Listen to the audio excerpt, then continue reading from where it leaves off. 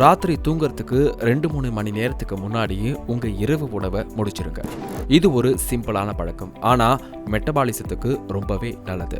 இது உங்க உடலின் கடிகாரத்தோட ஒத்துப்போகும். ராத்திரி டைம்ல உடம்பு ஜீர்ணிக்கிறதுக்கு ரெஸ்ட் எடுக்கணும். இது ஒரு இயற்கையின் விதியும் கூட. நீங்க சீக்கிரமா சாப்பிட்டா தூங்குறதுக்கு முன்னாடியே சாப்பாடு நல்ல ஜீரணமாகி உங்க பிளட் சுகர் கண்ட்ரோல்ல வைக்கும்.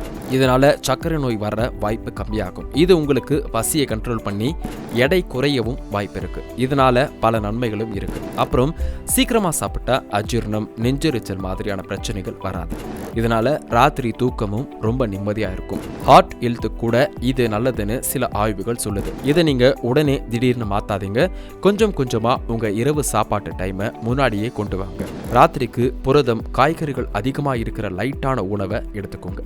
இது மாற்றத்தை எளிதாக்கும். உங்களுக்கு பசிக்கும் பொழுது ஏதாவது சாப்பிடணும்னு தோணுனா சும்மா ஒரு கப் ஹெர்பல் டீ மாதிரி லைட்டான விஷயங்களை எடுத்துக்கோங்க.